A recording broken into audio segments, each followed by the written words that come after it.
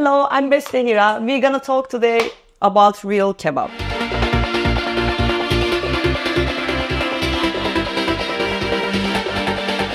I started 9 years ago in Turkey. So it's actually, from that date. I'm in the Turkey techno scene first, and then Netherlands, yeah. You moved in the Netherlands when? 2019, July. But yeah, and then I back to Turkey and then come September again. Yeah, and then I stayed there, and then Corona came after it. Yeah, great Just time. like 8 months later, 9 months later. Fuck that. No. Yeah, but yeah. So yeah. That's when you started to produce. No. Actually, I started to produce when I was in Turkey. First I started to produce, then DJing. Then a couple months later, I started DJ and play. Yeah, my brother also in Turkey, music. He's a sound engineer, so he also studied music producing. So he teach me a little bit, like showed me how it worked, the program. And then later, yeah, I work on the studio with him, with my friends sometimes. But yeah, I didn't found my sound as right now. It was more experimental or more like with the instruments I was trying to make some music. But then later, yeah, it came up like couple year, like okay, I say to myself, okay, this is my sound. Then it's so good. Yeah. I mean, I never say like, okay, I'm making like tracks properly, but yeah, it's just happens. It just happens, and then yeah, I feel that I need to share it. Otherwise, I'm also like there's a trash box, a lot of half project. Yeah. Never completed. Do you have a routine to produce? No, I think this is the most complicated thing for me. Like I never say to myself, okay, today I need to start to produce. Like most of the time I got inspiration from somewhere, and it just happened like one day, like in a 2 hour, 3 hour, I finish the track. Sometimes I just open project. Yeah, I feel like I need to create something because I didn't do a lot of like maybe 2 months or something, and then I feel it's time to do it, and then nothing came, like, and then I just struggling, and then close the project, and then next day open again, but it's never finished that time. This kind of projects.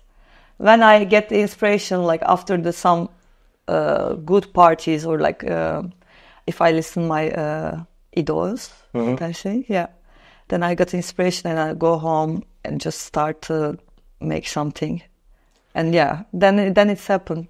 I always ask myself, like, when you listen to it, like, how do you remember what you've heard, and like, how does this inspire you? Because like, it's not a visual image that you can save somehow, somewhere at that moment, because like, you're in a club. What do you mean, like? How do you hear something, you hear your idols, like you listen to their music, or like you see them live.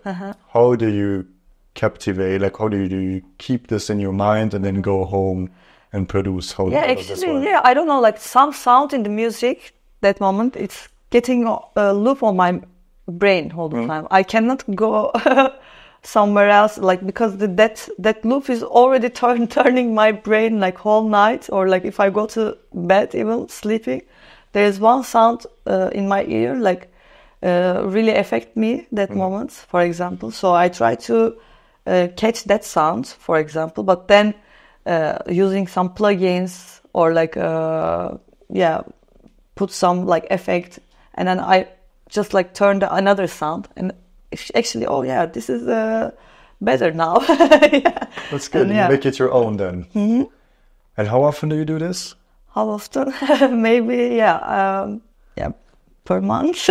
Okay. Actually, not like every week proper, because I don't have time sometimes, like to just go to party and then just work on it, because I'm go to after party sometimes with my friends. Do you? That's a surprise, but I do that. And then in the week time I go to open projects, and then because you have so much music going on all the time. Yeah. That sounds Also, like a lot of fun. I also try to arrange my own playlist, what I'm playing like every weekend somewhere. So I need to arrange them. I need to download new stuff. I need to listen promos or stuff. Yeah, because you wanted to also support the other producers. So yeah, it's a lot of work actually behind. Do you see it like as a work? As a work? Yes. Actually, I never start. This should be my work, like being DJ or producing. I just did with the passion. Never start with I need to earn money from it, or I need to be there, that place. I need to play there. I never start like that. I just do my own thing. And I was also studying music. So this is a lot of positive. It's adding my career, positive thing, of course. Yeah, and then later it came up the good thing because people here, And that's how we met. Yeah, yeah, definitely. Working in nightlife. Working in nightlife, tough. Tough, but hey, it's fun. It's fun. Tough, It's fun. It's fun. Tough. But yeah, a lot of also good sides instead of tough. Yeah. Yeah, it's like working in the nightlife for me. For my body, which I turn 30 next week. No, 2 weeks. So yeah, I can feel my back actually. But you do sports. Yeah, sometimes I try. Yeah. I'm not talking about the after parties. No, it's also a lot That's of also sport. Cardio. Yeah, other cardio. But when I was in Turkey, I didn't go to the gym or something. But we have like summer house, and then there was a pool. Every morning I go to the pool and swimming. I did also sail. That was in Turkey. In Turkey, because I grew up Mediterranean seaside in Turkey. Nice weather, nice sea. So there, I use laser 4.7, which is like you are alone on the canoe, but you have a big sail. Yeah. It's a kind of meditation to be in the sea alone. But also I have a very big phobia to die under the water. It's kind of challenging for me. So live with your fear. Definitely. So you go underwater. Yeah, I'm challenging myself, definitely. This is a little bit my character as well. If I fear something, I'm going on it. Fall in, yeah. Yeah. I like that. How long did you sail? Yeah, it's just 1 year. Not so long. Do you miss it? I miss it. But it's hard little bit. Because you have to balance with your own body height with the sailing. So you need to be quick. If there's the wind change, you have to be really quick. Otherwise, you're just falling down. My parents did that a lot. Yeah. Sailing. They told me a few stories. They did that together a few years ago. Mm-hmm. A long time ago. Mm-hmm. Was not born then. Yeah, it's really fun actually. I would love to start again. There's canals in Amsterdam. They do a lot there, but on the channel, not on the sea, I guess. But I also see on the sea, but I can't. North Sea is for me a little bit I don't know, dangerous maybe. Yeah. I saw some crazy reels on Instagram. Yeah. I don't know. I trust the Mediterranean more because I can't swim also in the North Sea. I don't know. There's all the time first aid or stuff on the beach, so it's making me more feel safe. Anxious. Yeah. You started 9 years ago. Yes, I started first producing 9 years ago when I was going to college last year. Mm-hmm. Yeah, 9 years, 2015. Yeah, and then later, couple months later, I started DJ. Just try with actually a little bit controller. Mm-hmm. I just watched some tutorials and tutorials, and then I just learned by myself everything. But producing, my brother also a music producer in Turkey, but he's making more kind of movie stuff. Or he's working with the famous singers, arranging their songs. Mm-hmm. Yeah, and then later he showed me a little bit, and then I just like tried my own music journey. Yeah. And you tried everything on your own before connecting with anyone else? Or like you had friends already in the scene? Yeah. I had a friend also that he was doing also like music in Turkey, but more like Turkish psychedelic stuff, more like chill, like more with the traditional instruments, with the electronic beat on it. So yeah, I also started with like not directly techno, or I didn't found my sound that moment directly. It takes a lot of years, of course. And yeah, also I discover, I go to other parties, and then try out to listen other genres, and everything is mixed up, and then And that's your... this sound just came you up shake it, later. And that's your sound. Definitely. I was try also with my cello, more musical, more instrumental thing as well. I was using, but yeah. Now I'm also working on some project, because I don't want to put my diploma to the trash, because I studied from high school till university in conservatorium in Turkey. So yeah. And you played cello? I'm playing cello and piano, guitar, accordion, little bit ukulele, but not professional so much. Cello and piano, my main instrument actually. I would love to see an accordion live set in a club. Yeah, why not? Yeah, it can be funny. Yeah, with the thing here, I can dress up. Nice. In a traditional outfit. Traditional outfit, definitely. Yeah. Is it a big thing in Turkey? Accordion. Yes. Yeah, in a like west, you can hear a lot of like Balkan sounds. So they're using a lot. Well, the country is quite huge, so the influences are very definitely mixed. So also this is so funny, because when I moved Netherlands, for example, I was really surprised. Like 2 hours later, you can just go to another country, and like population is crazy in Europe, you know. So when I was in Turkey, if you want to go another city from your city. For example, I grew up in the south of Turkey, in Mersin, which we call. So there's next city is Antalya. So the traveling from Mersin to Antalya with car, 9 hours, two neighbor cities. So that's why it's really huge. So also like in English, when I'm speaking English with the people, it's so basic, like not like professional. Because of you learn on the school English, but you cannot use properly, because if you want to go like another country, you have to travel a lot. So, but if you are in German, for example, if you want to go 1 hour far away, you need to speak other language. But if you are 1 hour travel in Turkey, you are still in Turkey border. That's crazy. Yeah. So if you go 12 hours somewhere with the car, you are still in Turkey. So everybody talking Turkish, so you cannot practice with the people. Yeah.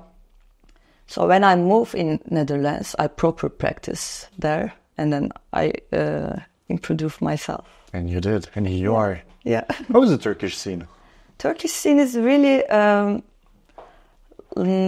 friendly. And they really wanted to keep sound in Turkey. But yeah, a lot of social and economic right now affected the Turkish scene. Like, back in the day, it was like when economy was more good, people can book the artist, or like make the big organization, or like small events, or there was a clubs in Istanbul that you can go like every time, like 7/24 is open. But now because of this politics, it's changed, so it's not like back in the day, not more open-minded, the politics, the government, I mean, they don't support so much music, actually, not only techno, it's like completely art. The culture. Yeah, How long can the clubs be open? So right now, till 5 in the night. It's already not bad.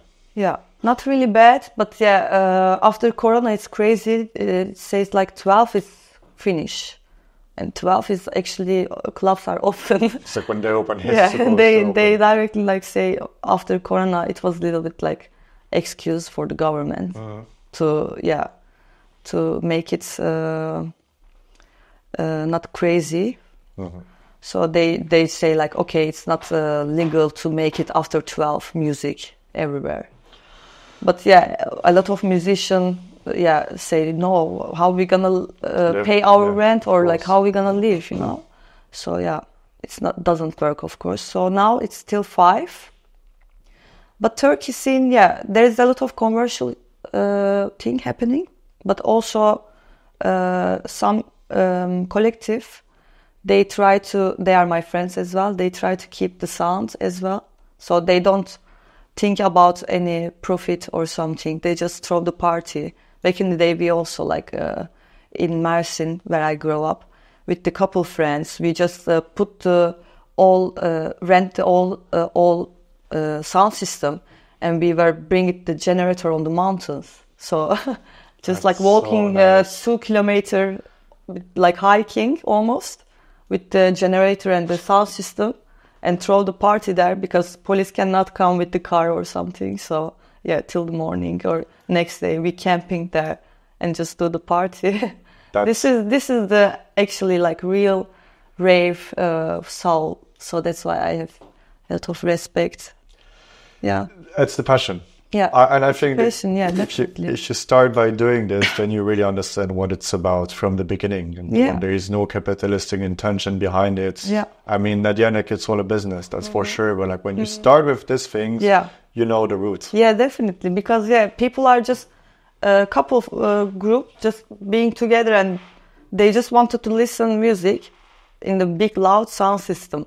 It's not possible on the clubs because you have to rent the club. It's like too expensive for small just start organization. So it's that's why Europe is a lot of opportunity. You know, the government is support to the clubs, or you do profit in the end or something. But in Turkey it's impossible. Just you wanted to rent somewhere, but they say this is the rent price. Then you give up. Then you give up. But that's sad because, like, at the end, even the government gets back money because, like, the clubs pay taxes. Once you have an establishment, whether it's a bar, restaurant, whatever, once you pay, this establishment pays taxes. So it's like money for them as well. Yeah. Plus it's jobs, plus. Yeah. But in Turkey, a lot of things are also double price because of the tax. It's, I think if you are really like a big organization, if you throw the party somewhere, for them it's also for the club and for the government is good. But if you are small and just try to do something, they thinking, are you gonna drink alcohol? How much alcohol I will sell tonight? Blah, blah, blah. It's getting not patient with the club side and the organization side. So it's money talk. So then later they cannot make one middle point together. So that's why. And is alcohol a big thing in Turkey? Like how do the government stands to it, especially in the context of club culture? No, actually it's not a big thing. You can buy alcohol everywhere. Or you can, But to get the license, little bit maybe hard for the restaurant or for the clubs. But people are drinking alcohol than using drugs actually in Turkey. Which I say in the parties. And the political situation towards the drugs, how is it there? Yeah, it's like completely illegal, everything. Yeah. And it's hard for everyone. You cannot, it's kind of Georgia, like similar. And on the good sides of the scene, what did you experience over the last years? In the nightlife, to being in the nightlife, of course, giving a lot of inspiring to my music. And also you just like met on the dance floor a lot of such a good souls, you know, to being like a friend, like being a family actually with them. A lot of people I met on the dance floor, so then later we are just being so good friends. And yeah, actually like this is the most good side from the nightlife to who I earn on my life, like a lot of good people. From all around the world. You just add other colors on your life, so Absolutely. it's a big rainbow. And you would never meet these people outside. No, actually, yeah. And also, if you met even like it's not being that same warmth, you know what I mean? Like the dance floor, because you know that you listen the same music, you sharing the same passion. So yeah, it's like even like you don't talk, you look yourself in the dance floor like one point that track is just like that sick track is playing that face, you know. What is your best bass face? Yeah, you see some, yeah, you got them. So this is the good connection with the people. I love that. Techno music. Techno is my life. Yeah. Did you try to play other genres? Where? Genres, like of music. Genres. Yes. Yeah, I do. Yes, sometimes if it's actually change with my mood. Sometimes I play house. Sometimes also on my sets I use a lot of break. Yeah, I also like some jungle, but never done before to play. But yeah, listening is good. I mean, I never listen like whole jungle sets like in a one night.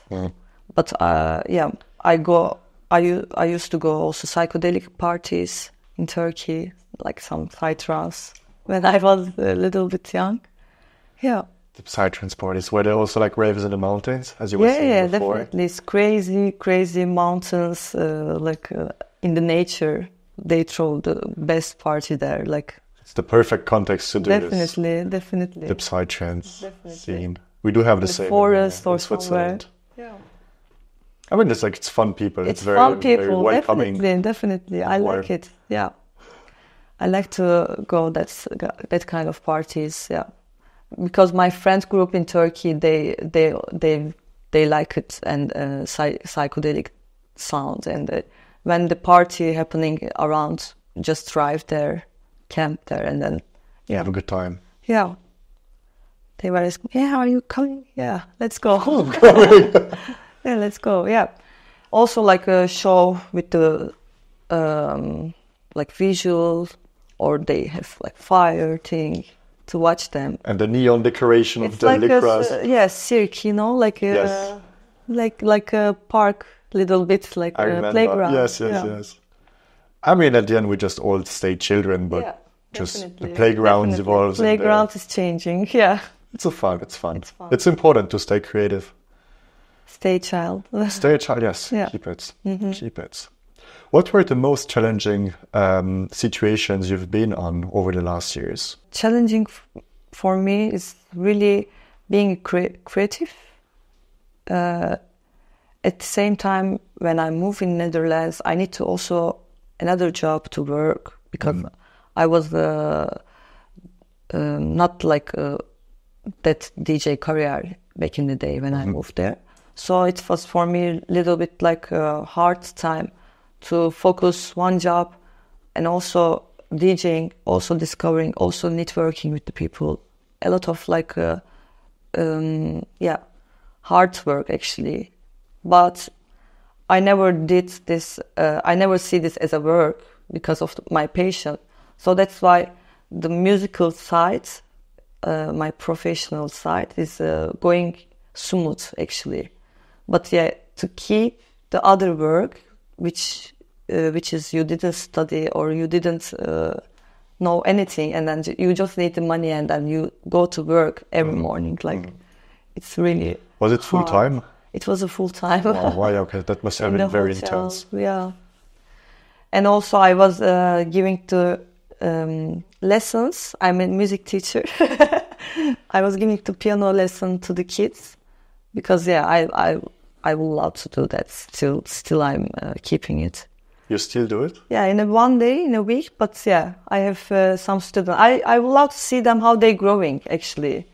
So they coming to me like already 2 years, 3 years. Sweet. Yeah. Because that's what it's about at the end, is like to share the passion and the Yeah, music. Because like you never definitely. know, maybe you're gonna create the next. Yeah, it's if I can musicians. touch some kids or like some adults with the good way, it's for me like everything, you know. The job is done. Yeah, then. Yes.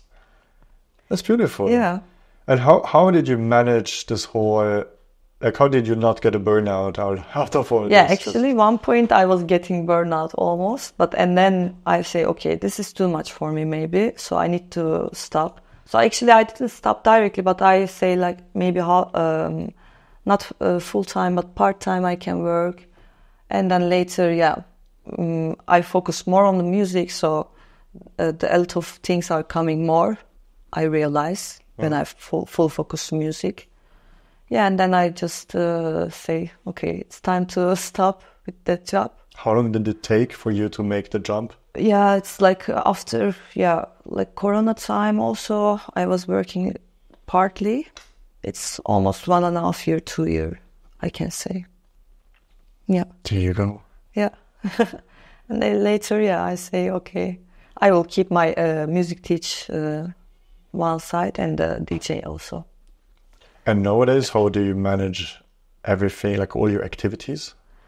Like a daily life activities. Because like you're touring quite a lot over the weekend, you're producing music and you have the lessons. Yes. Plus you have to dig and do all the other job that you have next to DJing and producing. And also I was learning Dutch. I was going to language courses as well at the same time. Yeah, I remember I didn't have time for myself. Even go to like pedicure or something. I don't know. Like I didn't have any time for myself. So I was really less sleep and then just go to work. So it made me a little bit depressed at moment. But then later, I also see my capacity. You know, like I also realize, so I'm maybe multi-worker, so I can do a lot of things in the same time. But you never be successful if you don't like something and you do that. That I understand, okay. Mm-hmm. If you don't like something and you need to do that, you never be successful, you know. Yeah. And how do you manage the pressure? It's hard, but I now it's for me everything is on balance. But back in the day it was a little bit like so much. I feel you so bad. I feel you so bad. Like I was not with my friends even go to drink somewhere. My mind always like somebody say something. Oh yeah. What did you say? Yeah, because you're not present. You are not there, you know, like with the mind. So this happened, and then I say, okay, it's too much, so I need to focus myself more. Yeah. And if you really like one thing, and then another, and then another, and you have to choose, what makes you choose that one thing and not the other? What make me choose? To know what sacrifices you have to do to come where you want to go. Do you know what I mean? Like, explain a little bit more. It's because like you're doing so many different things. Back in the day, or now? Right now. Right now, yeah. But if you want to reach your goals, you got to sacrifice some others. Mm-hmm. What makes you choose that one thing more than the other? I think, I think that discovering exciting to, you know, you are discovering something, and this makes you excited. So that feeling I can always follow. So this may be... So the instinct. Yeah. The excitement. The excitement. All right. Yeah. I have one last question. Yeah. One last question. We have to talk about Döner Kebab. Oh yeah. Let's go to. You're a big fan. Yeah. You're a big fan. I wanted to make it clear. So I'm born in Turkey, city which is called in Adana. So if you hear Adana Kebab before, yes, that Adana is actually in the city name. Yes. So I'm born there, and Kebab also born that city. So Kebab is, which we know, actually here, you call like Döner Kebab, yes. right? Yes. So this is like big meat is turning, and then somebody's cutting. Yes. The little slices, and then this is Döner. We just call this Döner. Kebab is completely different. You don't have chicken option. You have only meat option in kebab. So which is like they make it from the lamb meat. They're making little pieces and then with some spices on it, herbs, and they make it like how you call it, like I don't know, like köfte form. Yes. So they put it on the shish and they put it on the grill. So when you are served it with the meat, little bit onion and little bit like tomato next to it. Nothing like keep it easy. Keep it easy. No garlic sauce, no like salad, or no I don't know, they call in Netherlands sambal sauce, which is like also spicy like thing. Yeah, it's this is completely you need to forget. This is yeah. cultural appropriation. This is not okay. Not okay. No. So I'm representing now like the real kebab. Real kebab is like that. Are you miss kebab? I miss kebab. You're right. Yeah, really. Sometimes I see on my foods kebab. Miss kebab. Miss kebab. Yeah, I really grow up with the kebab. So there's a kebab festival. I'm not joking. In Adana, they doing kebab festival, and everybody on the street, on the ways, which the car way, supposed to, there should be a car, but there's a tables, and then they making a grill on the street. Yeah. There is 200 festivals in the Netherlands, and there is no fucking festivals about Döner Kebab. No kebab. But the Turkish have one. Maybe I started. Yes. Techno and kebab. Techno and kebab, yeah. we got something. We got a concept. Yeah. The techno döner. Look how we create it. I was working 7 years ago next to here at Schönleinstraße, and there was that one place that had the techno teller. It was in the Döner kebab place. Also, somebody told me that there's a kebab place and they're making music inside or something. I don't know. We have to open that place. Yeah. Let's make one thing. Yeah. No döner. No döner. Kebab on the shish. Because like it was born in Turkey. Where exactly? Like I did my research also, and like then it became a huge thing in Germany, like in 1969 in Reutlingen, where the guy made the first one. But like also like in Turkey, you don't eat it in the bread, right? No, yeah, that's true. Döner is also completely different in Turkey. So you put here like that garlic sauce and stuff. We also put it sauce, but it's like kind of tomato sauce that you make it little bit inside, and kind of you put if you want, you can put it mayonnaise little bit on it, but yeah, it's a little bit tomato sauce, and they do wrap, yeah, like that. Not we also use normal breads, but yeah, it's the original is always on the wrap. And the original was like also horizontal, right? You didn't put it like on a vertical shish. This one is döner kebab. Yes. Yeah, the other kebab, what I'm talking about, Adana kebab. Yes. Is completely meat, no chicken. So it's they making just normal like meat on the shish. So this is the Adana kebab. Okay. But this is döner. Döner. Dürüm is wrap. So if you see döner dürüm is actually döner wrap. Yeah. We have to make a Turkish how to say, translations, words to have all the... Yeah, I can explain everything, yeah. Perfect. I remember when I was kids, I was wake up and then, breakfast, and then later, time for kebab, dürüm, kebab. That's the breakfast. Yeah. After a little bit, eat something like maybe milk, little toast, and then later, lunchtime, real kebab.